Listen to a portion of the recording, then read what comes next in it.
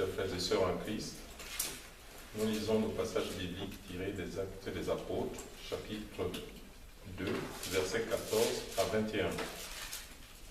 Nous lisons. Ils étaient tous dans l'étonnement, et ne sachant que penser, ils se disaient les uns aux autres, « Que veut dire ceci ?» Mais d'autres se moquaient et disaient, « Ils sont pleins de vin doux. » Alors Pierre, se présentant avec les 11, éleva la voix et leur parla en ces termes, « Hommes juifs, et vous qui séjournez à Jérusalem, sachez ceci et prêtez l'oreille à mes paroles. Ces gens ne sont pas ivres, comme vous le supposez, car c'est la troisième heure du jour. Mais c'est ici qui a été dit par le prophète Joël. Dans les derniers jours, dit Dieu, je répandrai de mon esprit sur toute chair. Vos fils et vos filles prophétiseront. Vos jeunes gens auront des visions et vos vieillards auront des songes. Oui, sur mes serviteurs et sur mes servantes. Dans ce jour-là, je répandrai de mon esprit et ils prophétiseront. Je ferai paraître des prodiges en haut dans le ciel et des miracles en bas sur la terre. Du sang, du feu et une vapeur de fumée. Le soleil se changera en ténèbres et la lune en sang, avant l'arrivée du jour du Seigneur, de ce jour grand et glorieux. Alors, quiconque invoquera le nom du Seigneur sera sauvé. L'herbe sèche, la fleur fanée tombe, la parole de Dieu demeure éternelle. Prions le Seigneur. Seigneur notre Dieu, voici ton esprit que tu envoies pour venir conduire ton Église selon la recommandation de ton Fils Jésus. Permets que cet esprit nous habite dès à présent sur notre chemin de foi. Nous t'avons prié au nom de Jésus. Amen. Bien-aimés dans le Seigneur, aujourd'hui, l'Église chrétienne dans le monde célèbre la fête de la Pentecôte. 50 jours après Pâques, la Pentecôte célèbre la venue de l'Esprit Saint qui a été promis par Jésus et qui a été répandu sur les apôtres. Pour les chrétiens, c'est la découverte incroyable d'une force nouvelle, celle de l'Esprit de Dieu qui se rajoute de façon surabondante sur le baptême que nous avons déjà eu. C'est ce que j'appelle la force du changement. Et le texte que nous venons de lire est une représentation, nous donne une preuve que le Saint-Esprit, c'est la force du changement. Qu'est-ce qui se passe dans ce texte? Un homme est entouré ici là de 11 autres et il s'adresse à une foule. Qu'est-ce qu'il dit à la foule? Ces gens ne sont pas ivres. Et la question est de savoir qui il appelle ces gens. Et plus loin encore, on peut se poser la question de savoir pourquoi dit-il qu'ils ne sont pas ivres. Et s'il le dit, on peut logiquement penser qu'il se défend d'une accusation. Eh bien, pour être peut-être mieux éclairé, je voudrais qu'on reprenne un peu l'histoire qui précède notre texte. Après, on comprendra aussi à travers l'histoire qui suit notre texte. Ce qui précède notre texte, c'est quoi? C'est que nous sommes le jour de la Pentecôte. Jésus a fait son chemin, il s'est séparé avec les disciples, il avait promis que je vous enverrai, n'est-ce pas, une aide, une puissance. Maintenant que cette puissance vient, elle prouve que les disciples sont dans un même lieu. Ils sont réunis tous au même endroit. Ensuite, on nous fait comprendre à travers le texte qu'il y a des langues, n'est-ce pas, comme semblables à des langues de feu, qui viennent se poser sur la tête de chaque disciple. qu'ils ont été remplis à ce moment-là du Saint-Esprit. Et puis, un phénomène, c'est que chacun de se met à parler en d'autres langues. Les Juifs et toute une multitude d'autres peuples accourent, n'est-ce pas, pour les trouver. Et naturellement, les gens sont dans l'étonnement et la surprise, chacun en attendant qu'on parle dans sa langue maternelle. Et ce qui se passe, c'est que d'un côté, comme ils ne savent quoi penser, certains, d'après le texte qui précède, le texte nous dit ceci, juste légèrement avant notre passage, à la fin du verset 13, mais d'autres se moquaient. D'autres se moquaient et disaient, ils sont pleins de vin doux. Ils sont pleins de vin doux. Bien-aimés dans le Seigneur, quand les gens sont incapables de cerner et de comprendre l'action de Dieu, la seule chose qui leur reste souvent, ce dont ils sont capables, c'est de porter des accusations. C'est de se moquer. Purement et simplement. Souvenez-vous de l'histoire dans l'Ancien Testament, où il est question ici là de reconstruire la muraille de Jérusalem. En train de travailler avec d'autres personnes, ils essaient de le montrer. Ils arrivent, ils se mettent là. Comme ils ne comprennent, ils ne savent pas, ils ne comprennent pas ce qu'ils sont en train de faire. Mais ils se mettent là, ils se mettent à se moquer, ils disent que mais, leur truc là, même si c'est une souris ou quoi, qui monte là, ça va tomber. Je répète que lorsque l'être humain est incapable de comprendre ce que Dieu est en train de faire, il lui reste une seule chose. C'est souvent de simples accusations ou bien la moquerie. De même, je voudrais paraphraser en disant que lorsque les gens ne savent pas comment tu fais pour mener ta vie, comment tu parviens à réaliser telle ou telle chose, quand ils ne parviennent pas à percer, parce qu'en fait, on cherche toujours à percer le mystère pour comprendre, mais comment lui il fait. Ce qui reste souvent, bien aimé, c'est des accusations sans fondement, c'est des moqueries. Je dis, c'est la médisance, c'est la calomnie, et parfois même, on s'en va jusqu'à la diffamation. Les disciples sont accusés, bien aimés dans le Seigneur, d'être pleins de vin doux. Mais pourquoi? Parce que sous l'action du Saint-Esprit de Dieu, ils sont en train de parler en d'autres langues.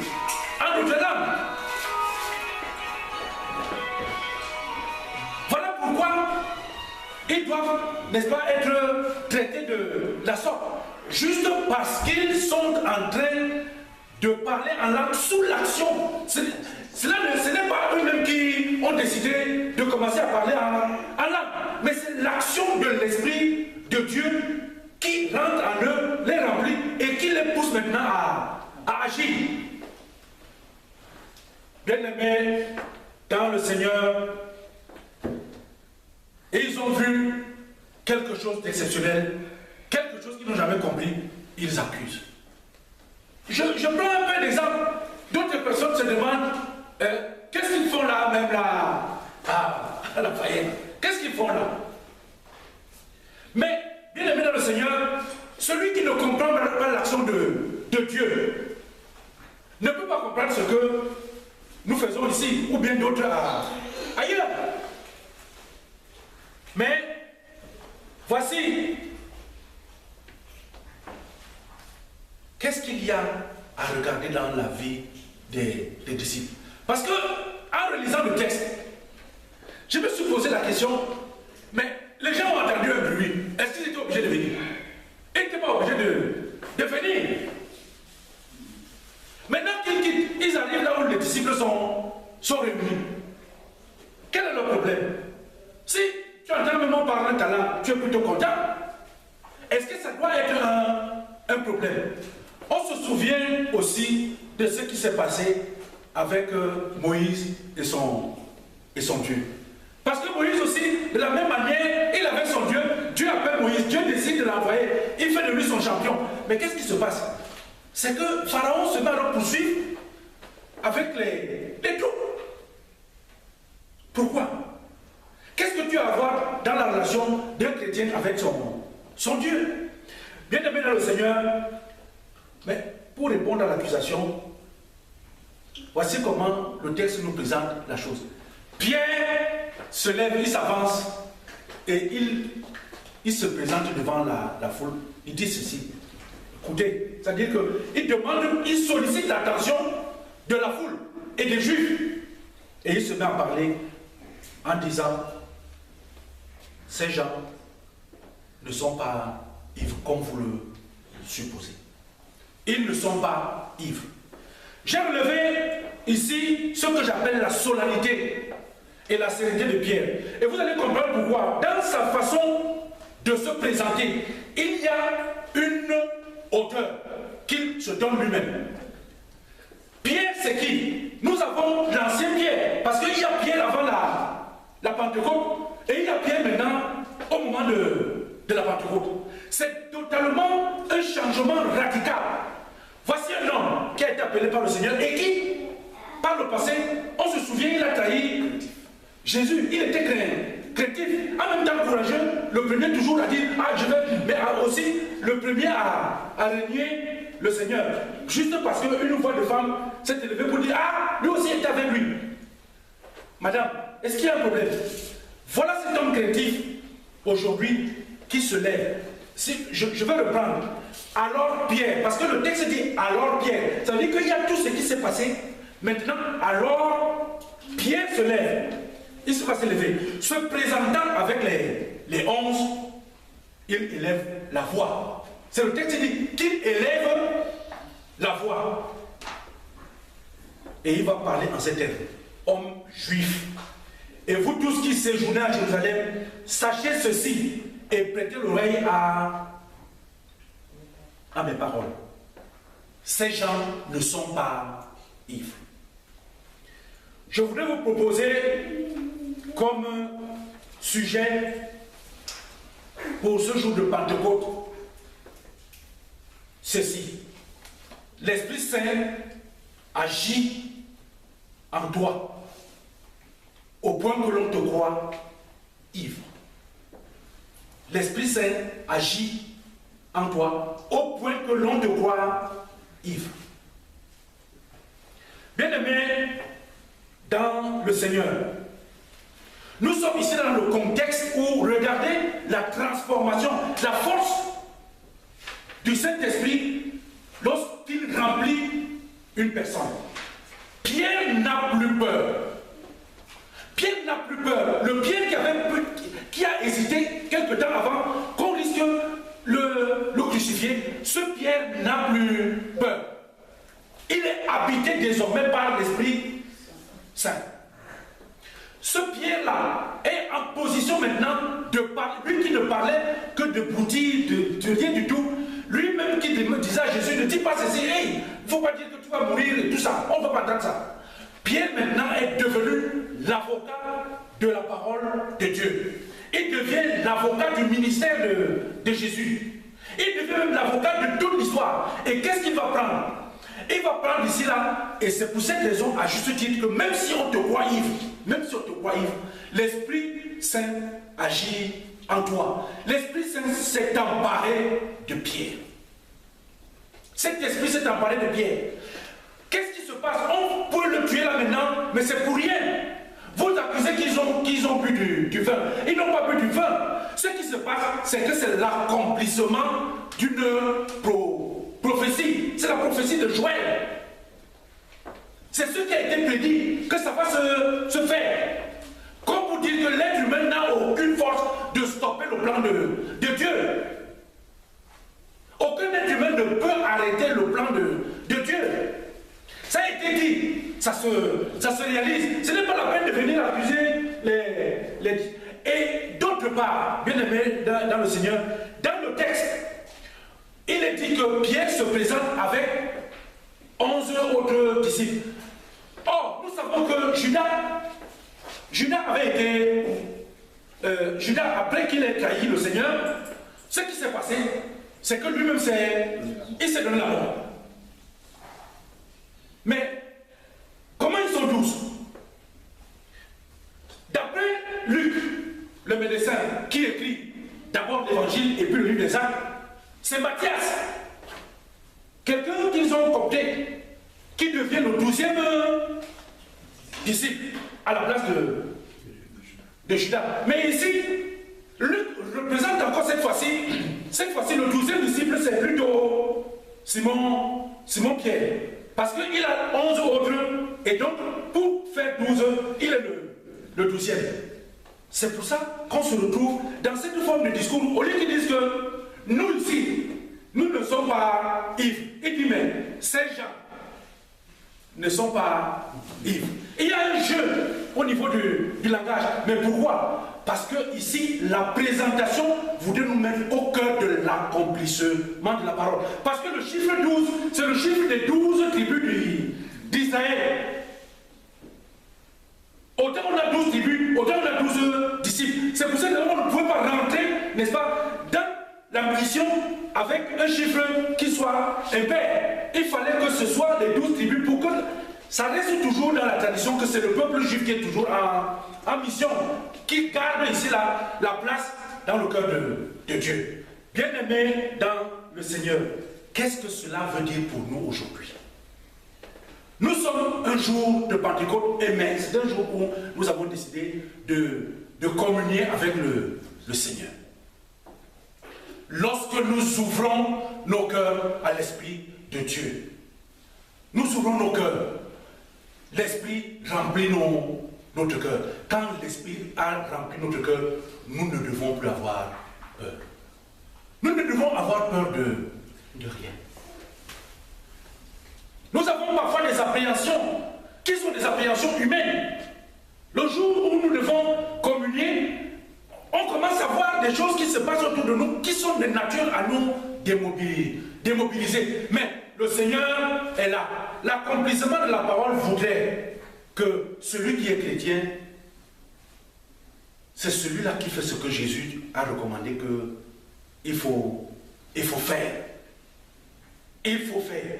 Vous êtes mes amis si vous faites ce que je vous dis. Et le Seigneur nous dit, faites ceci en mémoire de moi. La marque qui montre qu'on est chrétien, c'est la différence que nous avons avec les gens qui sont dehors. C'est les gens qui sont dehors, ils mangent n'importe où, ils s'assoient, tout ce qu'ils veulent, ils prennent. Il n'y a aucune considération. Mais les chrétiens ont un moment où ils se retirent pour être en conformité avec la parole de celui-là qu'ils témoignent que c'est notre Seigneur et c'est notre Sauveur. L'Esprit Saint agit. Même si les gens croient que toi tu es ivre, mais l'Esprit Saint fait quoi? Il agit en toi. Et lorsque l'Esprit Saint a sa place, bien aimé dans le Seigneur, il nous permet de nous rapprocher de notre Dieu à la table sainte. Que le Seigneur lui-même nous aide à ce que nous restions fidèles à sa parole et que nous ne vivions pas dans la peur en laissant la place à son esprit. Que nous laissions cette place au Saint-Esprit qui nous permette d'avancer sur le chemin de notre voie. N'écoutons pas les railleries ni les moqueries. Amen. Prions le Seigneur. Éternel notre Père, merci Seigneur pour cette nourriture spirituelle que toi-même tu viens de nous faire écouter à travers ton serviteur. Seigneur, permets que ton Esprit Saint soit et demeure toujours en nous, pour que Seigneur, toute peur, tout ce que nous pouvions avoir, Père éternel, que nous puissions être ceux-là, capables de vaincre tout autre esprit, et que en nous, seul ton Esprit Saint demeure. Permets que, Seigneur, cette parole, que nous la gardons pas stérile, que nous puissions la transmettre à ceux qui sont au loin, à celui-là qui nous a éduqués, Père éternel. Comble-lui surtout de ton Esprit Saint. Nous te l'avons demandé au nom de Jésus le Christ, notre consolateur. Oh.